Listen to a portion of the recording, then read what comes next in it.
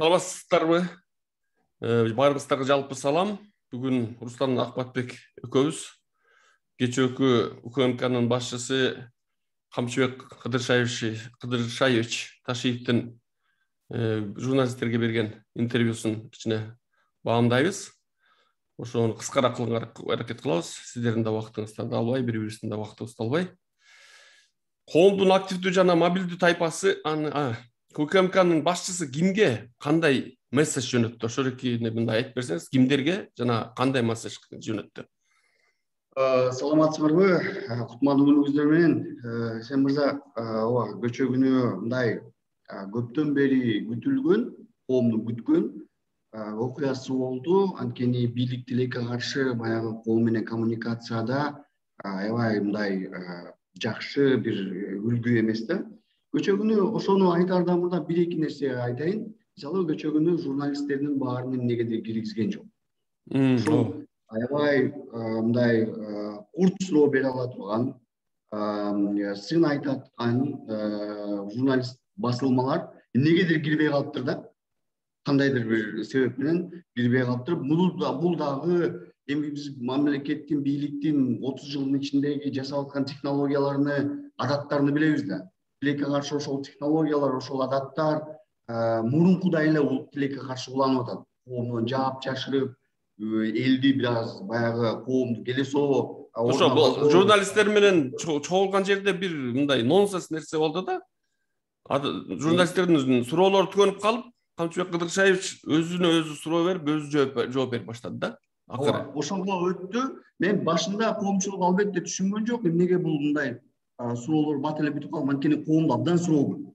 Анан суроо жокпу деп өзү кайра сураганы, анан жана кунтөр боюнча өзү айтып бергени, бул аябай мындай, бул эми тилекке каршы бийликке упай алып келген жок да. Экинчи бир маселе, көчө күнү аябай көңүл бурдурган нерсе, УКМКнын жетекчиси бир гана улуттук коопсуздукка же өзүнүн мекемесине тиешелүү болгон маселелер эмес, жанагы электрик тарифтеринен баштап кургакчылык, анан суу, май, шекер, МЧС, азык-түлүк, токтогулдун агрегатына чейин бир топ маселелерди мындай айтып берди да. Алдыңғы жактагы өкмөттүн пландарын дагы айтып берди. Коомдо мындай бул өкмөттү Марипов башкарбай эле, өкмөт дегенде баягы министрлер кабинетини Марипов башкарбай эле, Ташиев башкарып атабы, баягы чыныгы башкаруу бул кишиде болуп калганбы деген дагы суроо туулган. Садырдын дагы Нуркожаев жооп берчү суроолорго дагы жооп берди деп, ошол жөндөй дагы эң жогорку деңгээлдеги дагы эки анчылык барбы деген дагы эмелер жүрөт да. Мисалы, тышкы иштер министрлигине тиешелүү жана ОДКБга тиешелүү аскерди жиберүү боюнча маселелер, президенттин кабинет министрлеринин жетекчисинин бир топ министрликтердин ыйгарым укуктарына кирген бир топ маселелерди айтып берди. Мунун баары суроолордун жоктугунан деп айтсак болот. Эми ошол эмне? Жок, ал жерде жок, ал андай эмес. Бул жерде көчө күнү эми сырттан байкаган, медиада бир аз иштеген, анан бир аз ойлонгон киши үчүн көчө күнү УКМКнын жетекчиси өлкөдөгү күн тартипти өзгөртүү аракети ачык даана байкалып калды. Анткени коомдо бир топ суроолор бар. Ал ошол ар кандай баягы жанагыдай актуалдуу экономикадагы, тышкы саясаттагы, социалдык актуалдуу маселелерди айтып, күн тартипти өзгөрткөнгө аракет жашады. Бул билинип калды. Экинчиси ошол белгилүү бир тайпаларга месседж жиберди да, месседж жөнөттү. Ошол месседж кимдерге кандай месседж жөнөттү? Бул түздөн түз андан кийин баягы көңүлдү бурдуруп, анан мурункудай эле, мурунку күч органдарындай эле бул коркутууга өттү. Себеби ал жанагы коомдогу, соц тармактардагы элдин оозунда болгон, элдин жанагы көңүлүндө болгон суроолорго жооп бере албай, ошолорду басыш үчүн жалпысынан жолунан сындабагыла дегенге өттү да. Мен түшүнөт элем, эгер ал өкмөт биздин жанагы ошо сындабагыла деген месседж жалпы коомдук баардык тайпаларга айтылды, ооба. айтылдыбы? Өзгөчө сындабагыла деген бул эми мындай жымсалдап айтты. Бирок бул өзгөчө жогорку кеңеште жанагы суроо көтөрүп аткан, элдин өкүлү болуп, элдин атынан суроо көтөрүп аткан, мындай ыңгайсыз суроолорду берип аткан эл өкүлдөрүнө багытталды эң биринчи. Отставканы талап кылгандары дагы. Ооба. Акыйкаттыкты жөн эле суроо да берген. Бул анда эл өкүлү элдин атынан суроо берип калса, анда кандай болот? Экинчи сот тармактарда активдүү болгон жарандык активисттерге, саясий оппоненттерге, жанагы баягы президентке мыйзам ченемдүү эмнеге мындай болуп атат? Биздин өлкөбүздөгү көйгөй жок болуп, проблема жок болуп. Бул жерде мындай болду да, жанагы Оркан Инанды маселесинде вакуум көп чоң болуп калбадыбы? Бир айга созулган вакуум болду. Анан элдер суроолорун берип жооп бербей, тергөө тараптагы бийлик дагы жооп бере албай калып, баардык маселе барып эле ошол Садыр Нуржекеевичке барып такалып калды да. Андан кийин ошо вакуум пайда болгондон кийин элдер өздөрүнө суроо берип, өздөрү жооп берип, түрк булактарынан, Россиянын булактарынан, башка булактардан маалыматтарды таап чыгып, ошол маселе боюнча кыргыз жаранынын уурдалуусу боюнча кыргыздын эмесинде, аймагында, кыргыз территориясында уурдалганы боюнча өздөрүнө жооп берип баштады да. Анан албетте сындарда айтылды да, эмне үчүн жооп берилбей атат деген. Булчу, Эсен мырза, бул бир гана Оркан Инанды маселесинде эмес. Өлкөбүздөгү баардык актуалдуу маселелер боюнча ушундай дайыма эле ушул жаңы бийлик деле, мурунку бийлик деле келген убагында деле бийлик нормалдуу мындай заманбап ыкма менен эл менен коммуникация курбаган үчүн сиз айткандай ааламдашкан доордо маалымат алуу оңой экен да. Бат эле чыгып калат экен. Ошолордун маалыматтарды топтоп, эл ойлонуп, өзү божомол бир дөмөкөйлөргө жете эле анан суроо бере баштаганда, анан булар деген жана сиз айткан вакуумду толтуруш үчүн толтура албай, бул жерде эми чынында президент же болбосо министрлер кабинетинин жетекчиси же болбосо тийиштүү убагында жооп берип, убагында маалымат берип туруш керек болчу да. Эң эле бул жерде билинип калган булардын бирдеменин жаап жашырганы болду. Жаап жашырганын акыры болду, мындай жөнөкөй тил менен айтканда болду, сурабагыла. Эчтеке айтпайбыз. Анын кыргыз эмес экен. Ал кыргыз эмес экен, болду. Баягы таза эле түркөй популисттик ыкма менен мындай, бирок биздин коом ойлонгон коом да. Алдыңкы баягы Борбор Азияда алдыңкы коом, сын айткан коом, жооп күткөн коом. Анан бул мүмкүн эмес да. Бул жерде коомдун мындай карасаңыз, ошол эмеден мындай чоң бир тайпага, жалпы тайпага мындай сөз кетти. Бирок кимдер аркылуу? Мен мисалы ошол Оркан Инанды жөнүндө сурап аткан адамдар аркылуу, андан кийин ошолордун аркасы менен кандайдыр бир террористтик уюмбу, уюм эмеспи деп айта алган жок. Бизде андай уюм жок деп айтты. Андан кийин алар уюм болсо дагы бизде эч кандай жамандык кыла элек азырынча деп айтты. Андан кийин келип туруп анан ошол жерде анан месседж кетти да. Ошол коомдун активдүү тайпалары, активдүү жана мобилдүү тайпалар, активдүүлүктүн жанында мобилдүү тайпа. Ошолордун ичинде сапаттын бүтүрүүчүлөр, анткени ата-энелер бул өткөн муун да, өтүп бараткан муун. Же болбосо мугалимдер, ал мугалимдер билим бериши керек. Алар ким директор болот, ким министр болот, аны менен иши жок. Келген балага билим берет. Эң биринчи кезекте ошол мобилдүү тайпа, активдүү тайпага коомдун, ошолордун арасынан ичинде бир чакан сапаттын бүтүрүүчүлөрдүн активдүү мобилдүү тайпасына эмне месседж кетти? Алар кандай месседж кабыл алыш керек бул жерденчи? Эмне? Ошол кечээкү мындай жалпы маанай алганда мындай коркутуу болду да, чынын айткандачы, коркутуу болду. Ошо коркутуудан кандай жолдор менен, кандай эмне реакция берет? Кечегини активдүү жана мобилдүү тайпалар 1937 эске келтире турган эле мындай ачык эле коркутуу болду. Макул эместерге, эгер силер ушинтип макул эмес боло берсеңер, эгер силер ушинтип сын айта берсеңер, Эгер силер ошентип суроо бере берсеңер биздин жасаган иштерибизге, анда биз силерди жоопко тартабыз, камайбыз, тийиштүү чараларды көрөбүз. Мындайча айтканда, Анан административдик Түркиянын бир эмесин модасында алып келгенге аракет кылды. Эгер башка жака кетип калсаңар, качып, ошол жактан сындасаңар дагы биз башка мамлекеттер менен келишим түзүп баштадык. Аяктан да силерди алып келебиз деди да. Бул бир гана баягы сыртта жүргөн, жанагы өзгөчө сыртта өзгөчө бийликке сын айтып, бийликтин кетирген кемчиликтерин ачыкка чыгарып атпайбы? Сырттагы баягы убагында куугунтукка кабылып сыртка кетүүгө мажбур болгон биздин мекендештерибиз. Алар болгонун болгондой жазып атышат. Аларга дагы бир месседж болду да. Силер аякка жатып алып, ишенбегиле, биз деген мына тиги келишимдерибиз бар. Бирок ошол мен ошол айтып Жок, түзүп атабыз деди да, келишимдер түзүп атабыз деди. Мен аябай таң калдым. Ушуга чейин кыргызды тоноп, талап тоноп, коррупцияга, баягы жакырчылыкка батырып, жакырчылыктын сазына батырып кеткен кылмышкерлерге эмнеге келишим түзгөн жок? Мисалы, келген макул, мурунку бийликтер каалабаптыр. Азыркы бийликтин келгенине 1 жылга жакындап калды да. 1 жылдан бери жанагы ошол келишимдер бар мамлекеттен алып келе албайт жатта. Келишимдери бар мамлекеттен алып келе албайт. Жаныбыздагы, мисалы, Казакстандан алып келе албайт. Ошол эле Казакстанга, мисалы, Данияр Үсөнов окшогон баягы бийликти сазга батырган бир топ кишилердин келип кеткени деле канча жолу массалык маалымат каражаттарында чыгып турду.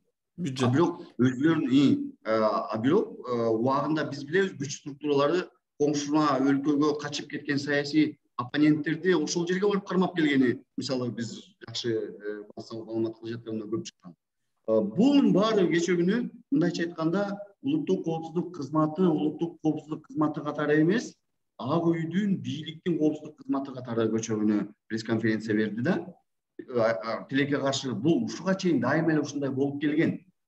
Bundan кийин дагы кече күнү биздин кыла турган жумуштарыбыз ушул багытта, ушул өңүттө уланат деген месседж берди да. Эң аянычтуусу ошол. Жанагы коркойт, жарандык активисттер тайсалдай тартынат, ал өзүнчө маселе. Бирок эң аянычтуу нерсе кече күнү бийлик каршы ушул биз буга чейин 30 жылдагы бийлик кандай башкарса, биз дагы конституцияны өзгөргөнүнө карабай, система өзгөргөнүнө карабай, революция болгонуна карабай, жаңы бийлик келгенине карабай, биз ушинтип улантабыз деп айтты. Сиз бизнесмендер менен, ишкерлер менен көп жолугасыз, ошол тайпада көп тааныштарыңыз бар. Жалпысынан бул өлкөдөгү туруксуздук, жалпысынан алгандагы укуксуздук, адилетсиздик күчөп бараткандай болуп атат. Адамдардын оосун жабуу, сын айткандарды жерүү, ушундай аракеттерге өткөн сыяктуу болуп атат. Бийлик сиз айткандай буга чейин ошо бизнес чөйрө эмне деген месседж алды өзүнө? Эмне кылат эми? Кандай аракеттерге барат? Сиз сүйлөшүп атасыз адамдар мененчи, эмне деп атышат? Менин үчүн абдан чоң бир сигнал. Өткөндө президенттин ишкерлер менен жолугушуусунда президент мисалы айтпадыбы? Толкон эжекебиз катуу айтып чыкты, мыйзам өлдү, ишкерлер кеткиле деп. Тилекке каршы биздин президент ошол Чолпон Жакупованын айткысы келген нерсени түшүнбөптү. Чолпон Жакупова түздөн түз ошол ишкерлерге адилетсиздик кылынып атат деп айткан жок. Андагы кыйыртууну айтты, бирок анын айткысы келген нерсе бизде коррупция менен күрөш деген унаандын астында бир гана кустуруу жүрүп атат. Бирок мурунку ушул коррупцияга себеп болгон, коррупциянын инфраструктурасы болгон эски система ошол бойдон калып калды. Ал уланып атат. Мисалы, аябай кызыктуу, жанагы незаконное обогащение деп, мыйзамсыз баюу деп 20 миллион төккөн жанагы эски депутат бүгүн барып эле акчасын төгүп коюп, кайра эл өкүлү болуп отуруп калды. Биз ошол укук коргоо органдар кепилдик бере алабы? Ал ошол жерде отуруп алып, кайра ошо эски системасын жандантып, берген төлөгөн акчасынын балким эселеп чыгара албай турган. Же болбосо жанагы биздеги уурдоого түзүлгөн мүмкүнчүлүктөр система катары жоюлган жок да. Бир акчаны уурдагандан кийин бир бөлүгүн гана төлөп жоопкерчиликтен бошоп кетип атпайбы? Эгер андай турган болсок, андай кыла турган болсок, анда келгиле жанагы тоок уурдап 5 жылга камалган, же болбосо 25 000 сом дары уурдап камалгандын алдында бир 5 000 күн төлөтүп чыгарып ийели 5 жылга камабайлы. Ишкерлерге бул ишкерлер жалпы коомдун тайпасы катары мындай алар деле ушул месседжди алды да, эркин сүйлөгөңөр келсе, сизлер иш кылып туруп эркин сүйлөгөңөр келсе, силер кеткиле деген сыяктуу, билбейм, бизге кумтөр жетет деген сыяктуу, жана кумтөр өтө маанилүү маселе деп туруп өзү ошол боюнча жооп берип баштабадыбы? Бул жерде кандай сын айтпай эле иштей берсеңер иштегиле, сын айтсаңар силер бизге керегиңер деле жок деген сыяктуу, кумтөр бизге жетет деген сыяктуу бир месседж болду. Кандай болду? Жанагы экономикалык форумга бир каршы бир сөздөр сыяктуу болуп калды да бул жерде. Кандай деп ойлойсуз? Бул жерде айтыла кетчү нерсе, ишкерлер Кыргызстандын экономикасынын негизин түптөй турган бир категория, бир баалуулук катары каралган жок да. Мындайча айтканда, экономиканын локомотиви бүт өлкөлөрдө орто жана чакан ишкерлер. Бул түшүнүк биздин жаңы бийликте орногон жок. Себеби эгер ошол түшүнүк болгондо ишкерлерге бүгүн жолтоо болгон көп тоскоолдуктар жоюлмак да. Бул жоюлган жок да. Көчө күнү мен аябай таң калдым, жанагы соттор азыр пара албай калды дегенде. Азыр мындай анонимдүү түрдө ишкерлер сот тармакка деле жазып атат. Ставкалар көбөйүп кетти, мурункудан дагы жогору болду, жанагы уруксат кагаздары деген анонимдүү түрдө айтып атат. Бири дагы ишкер чыгып муну айта албайт, себеби айтса анын иши токтоп калат. Кандайдыр бир чара көрүлүп калышы мүмкүн, санкция болуп калышы мүмкүн. Мындайча айтканда, биздеги ишкерлердин санында бул мисалы эгер бийлик жакшы иштеп атканда, ишкерлердин санында бир көбөйүү болмок тилекке каршы. Сыртка чыгып кетүү маанайы болмок эмес. Кандай болгон күндө дагы биз бул өлкөдө калмакпыз демек. Бул өңүттө ошол бүгүнкү бир фактыдан дагы айта кетсек, жана Кыргыз Телекомдун бул мамлекеттик мекеме да, ишкана. Мамлекетке кандайдыр бир киреш алып келип аткан жалгыз ишканалардан бир 4-5 ишканадан бирөө болушу мүмкүн да. Ошонун жетекчилиги биз Камчыбек Ташиевдин тууганын чыгарып ийсек жумуштан, бизге ГКМБ басым жасап атат деп ЖМКга чыгып кетти. Эми мамлекеттик ишкана ошону эркин ЖМКлардан өзүнө бир коргоо издеп жүрөт да. Башка ишкерлер эми бул жерде эмненин жөнүндө ойлонушу керек да? Башка ишкерлер мына Жалал Абадта деле жакында болду, ишкерлерге басым боюнча. Азыр жанагы АКС жоюлду дегени менен бирок деген ал түшүнүксүз бойдон калды да. Менин маалыматым 6-бөлүмгө өтүптүр да, АКСтин иши эч нерсе жоюлбаптыр. АКСтин иши башка бөлүмгө өтүп, ошол ишин деле улантат экен да. Эми бул деген баягы экономикалык кылмыштар деп мурунку Финполициянын ыйгарымдуулары ошол жерге өтүп, эми түшүнүксүз бир ситуация болуп калды. Биз жаран катары каалайт элек улуттук коопсуздук кызматы чын эле коопсуздук менен алектенсе, анткени коопсуздукка коркунуч боло турган көптөгөн факторлор бар. Баткенде согуш деле чыгып кетпеди, мини согуш деле болбоду.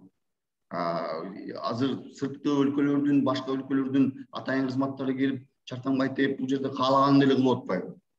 Анан мына коррупция тиги билесизби, 2015-жылы ООНдун эсептөөлөрү боюнча Кыргызстанга бир жылда коррупция боюнча жоготуу $700 миллион экен. Биз ошол $700 миллион эгер жоготуунун алдын алсак, анда биз бирөөлөргө барып жалдыраганга да мажбур калбайбыз да. Ошол $700 миллион биз эмне гана аскерий, техникалык, финансылык, башка нерселердин баарын ала алат элек да. Канчалаган мектеп, канчалаган больница, жанагы аскерлерибизди соц тармактарда чыгып жүрдү, анысы жок экен, мунусу жок экен аскерлерибиздин деп. Ошонун баарын алып бермекпиз. Ошол өзүбүз эле алмакпыз, бирөөгө жалдырабай элечи. Биз эмне үчүн приоритеттүү маселе катары ошол жоготуулардын алдын албай эле символикалык түрдө кустуруп, болгондо дагы мына кармалгандарды кустуруп, бир бөлүгүн. Ошол схемалар кайра эле уланып кетип атпайбы?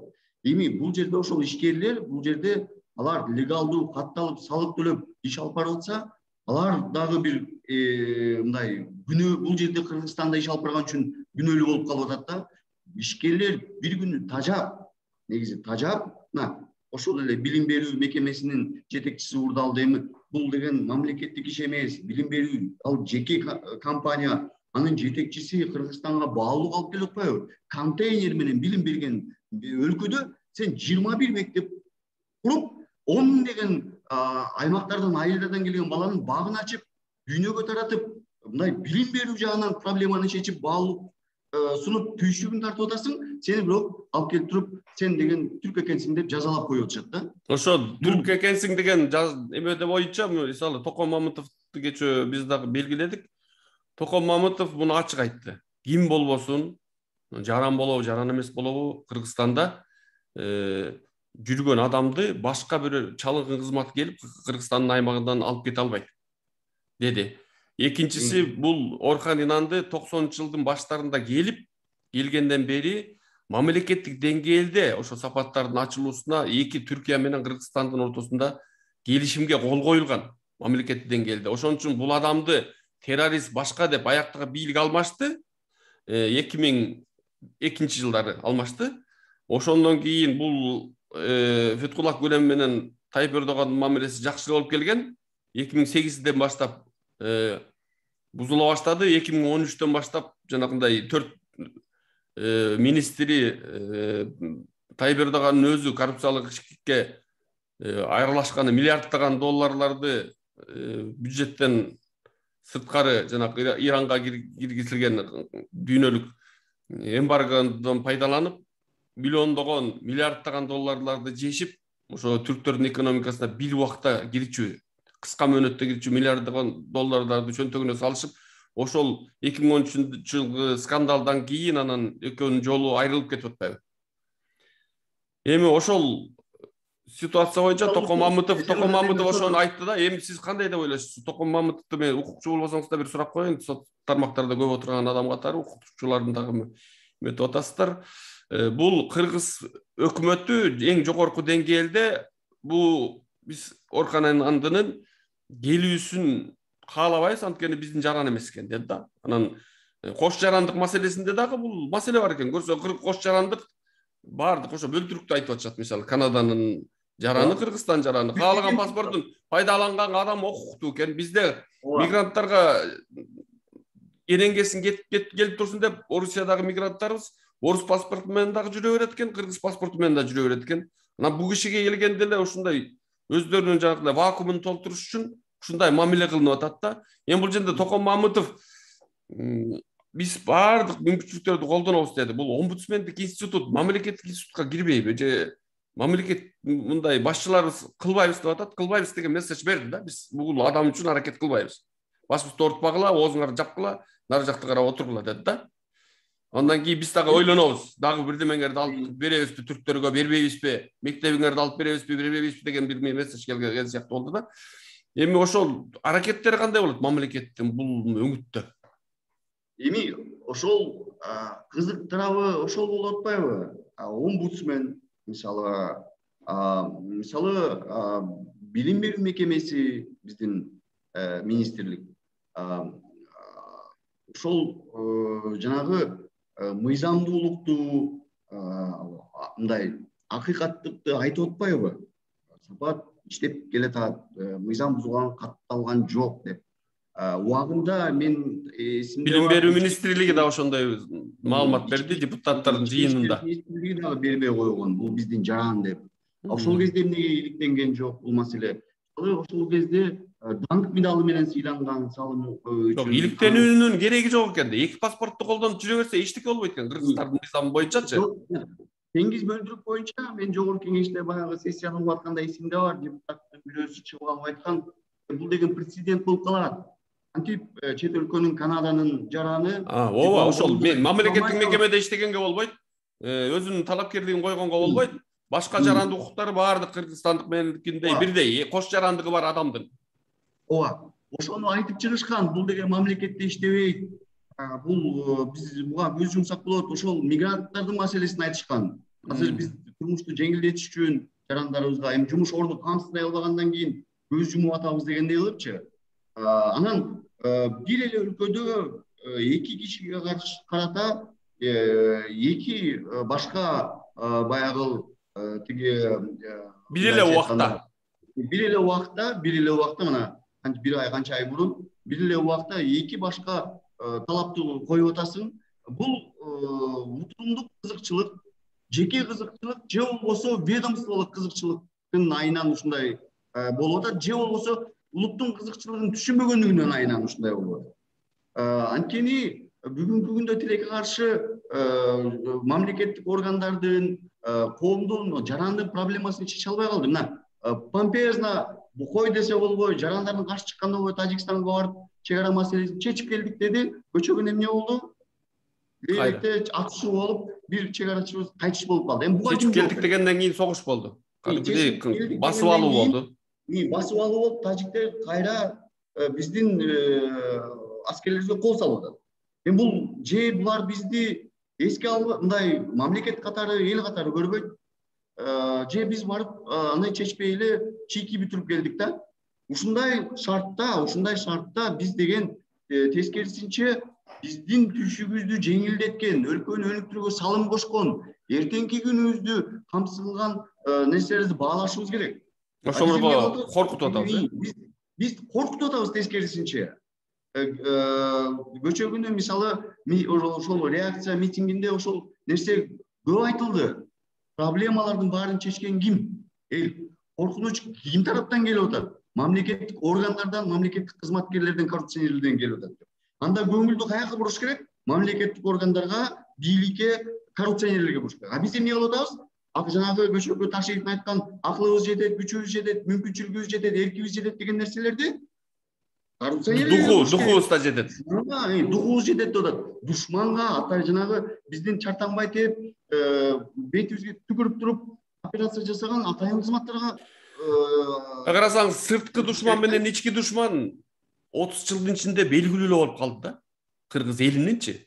Жок, аларды анча душман эмес деп бияка жылдырып коюп, мугалимдер душман, блогерлер душман, сүйлөгөн саясатчылар, коомдук ишмерлер душман, укукчулар душман, ошол Тажикстанды эл аралык кылмыш сотуна берген юрист кызыбыз душман, башка душман бар да, бул коррупция, жегиштик, система жанакы туруп калган. Ошол буларды деле соттогон соттор, билбейм, бул душман деп эле айтса болот го дейм да, буларды деле соттоп киргизген да. Кимиси жооп берди? Ошол укук органдардан ким жооп берди? Ошол эле УКМКдан ким жооп берди? Эч ким жооп берген жок да. Эми мен акыркы суроомду берип, кандай ушу менен жыйынтыктабайлыбы? Мен акыркы суроомду берейин, сиз соц тармактарды активдүү колдонгон адам катары, чынын айтканда бизде Facebook менен мындай баардык эл аралашып ошол жерде согушкан жерге айланды да, маалыматтык согуш. Бул бирок маалыматтык согушту мен жакшы, мындай согуш болгондон көрө ошонун ичинде согушкан жакшы да. Пикирлер курчуп атат, пикирлер, аргументтер айтылып атат, жакшы аргументтер кабыл алынып атат, аргументсиз бир сөздөр, өдүк сөздөр чекеде калып атат жалпы майдандын. Эми ошол УКМКнын башчысы Камчыбек Кыдыршаевичтин кечээки пресс-конференция боюнча жалпы ошол Facebook'тагы башка немелерди карабай эле коелу, Facebook'тагы маанай кандай? Ким кандай, троллдор кандай аракеттерге өттү? Жанакындай жоопкерчиликтүү адамдар кандай аракеттерди кылып атат? Эми жанагы троллдордон сырткары, троллдор эми баягы мурункудай эле эмне айтса колдоп, туура эле туура деп бөлүп жарып, акарат айтып, басмырлап, зордук зомбулук менен эле кетип атат алардын фейктеричи. Эми бул жердеги мен бир нерсеге сиздин көңүлүңүздү бургум келет да. Bir жыл мурун баягы кара июль болгондо, анда эми 3000ге жакын киши мекендешибизди жоготтук. Ошондо бийлик ошол учурда эмне кылган? Сын айткан кемчиликтерди айткандар. Туура эмес нерселерди айткандарды каерден болсо да барып таап, кечирим суратып, ошого өтүп алганда, анан элди ушул жол менен коркутушкан. Анда да быйыл болсо, мына 1 жыл өттү. 1 жыл өттү. 1 жыл өткөндөн кийин эмне болду? Биз силерди учетко алабыз, биз силерди көрүп атабыз, жазып атабыз. Бүгүн болбосо да эртең. Сырттан болсоңор тап келебиз. Emne ayırması var? Emne özgürdü? Bir yıldan keyin emne özgürdü? Ortada şayloo boldu, revolütsiya boldu. Ошол Facebook'тагы оригиналдуу твиттерди, оригиналдуу постторду жазгандардын посттордун жалпы маанайы кандай болуп атат дейм да ушул пресс конференцияга карата. Жалпы маанай бул коркутуу менен биз ал макул жарандык активисттердин оозуна басасың, чектейсиң, балким тыюу саласың. Бирок биз мамлекеттүүлүгүбүздүн түбүнө жетебиз ушул жол менен. Улам бир толкундоо, улам бир нааразылык болуп атып, биз деген өлкөбүздүн түбүнө жетебиз деген маанай болуп атат да. Бир месседжди мен белгилеп кетейин да, бул жанагы Орхан Инандыга үчүн чыккан митингдерде дагы күндө айтылып атты. Facebook'тагы да маанай, блогерлердин да маанай ошондой да. Революция кылынбаш керек Кыргызстанда. Бийлик алмашылбаш керек.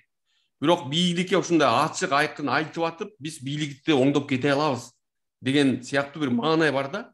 Эч ким мындай төңкөрүшкө башкага билбейм, бир кандайдыр маргиналдуу топтор, маргиналдуу бир эч ким укпай калган, көрбөй калган бир саясатчылар андай бир нерсе айтып атабы мен билбейм. Каяктагы чогулуштарда айтып атышат.